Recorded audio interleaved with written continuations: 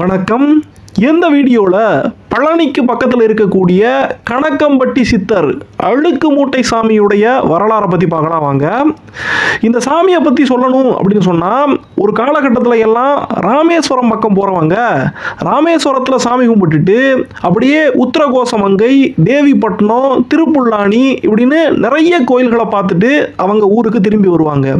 அது மாதிரி இன்னைக்கு தேதிக்கு பழனிக்கு சாமி கும்பிட போகிறவங்க, முருகனை பார்க்க போகிறதுல நிறைய பேர் பழனி வரைக்கும் வந்துட்டோம், கணக்கம்பட்டி சித்தர் கோயிலுக்கும் போயிட்டு போயிடுவோம் அப்படின்னு சொல்லி இந்த கணக்கம்பட்டி சித்தரை பார்த்துட்டு வீட்டுக்கு திரும்பக்கூடியதை ஒரு முக்கியமான வழக்கமாகவே மாற்றிருக்காங்க.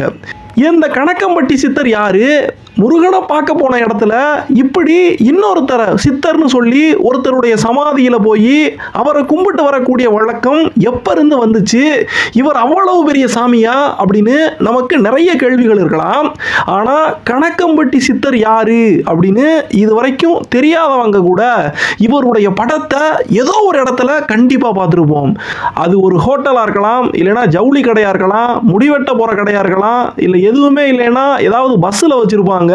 எப்படி இந்த கணக்கம்பட்டியாருடைய படமானது பொது வெளியில நிறைய இடங்கள்ல மக்களால அவங்களுடைய குருநாதராக ஏற்றுக்கொள்ளப்பட்டு கும்பிடப்படக்கூடிய நிலைமை உருவாயிருக்கு. 1980s 1990sல எப்படி மேல்மருவத்தூர் ஆதிபராசக்தியை கும்பிடுறதுக்கு நிறைய வழிபாட்டு மன்றங்கள், நிறைய பேர் அவருடைய பக்தர்கள், இந்த பக்தர்கள் இன்னும் நிறைய பேரை கூப்பிட்டு வந்து மேல்மருவத்தூருக்கு போகக்கூடிய வழமை இதெல்லாம் எப்படி உருவாச்சோ, அதே மாதிரி இன்னைக்கு தேதிக்கு கணக்கம்பட்டி சித்தருடைய கோயிலானது பக்தர்கள் மத்தியில் ரொம்பவே பிரசித்தி.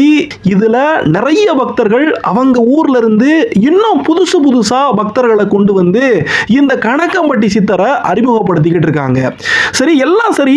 இந்த கணக்கம்பட்டி சித்தர் அப்படிங்கிறவரு திடீர்னு எப்படி உருவானாரு? இப்போ ஒரு 4-5 வருஷமா தான் இவரை பத்தி நிறைய தெரியுது.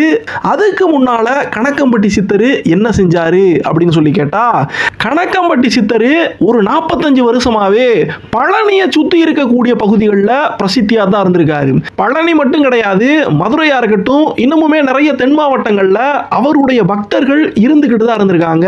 அவரை நம்பி போய் அவர்கிட்ட ஆசி வாங்கிட்டு தான் ஒவ்வொரு முக்கியமான விஷயத்தையும் செய்யக்கூடிய ஆட்கள் இருந்துகிட்டு தான் இருந்திருக்காங்க. ஆனா இன்னைக்கு இந்த கணக்கம்பட்டி சித்தருடைய வழிபாடானது நம்ம நினைச்சு பார்க்க முடியாத அளவுக்கு ரொம்பவே வளர்ந்து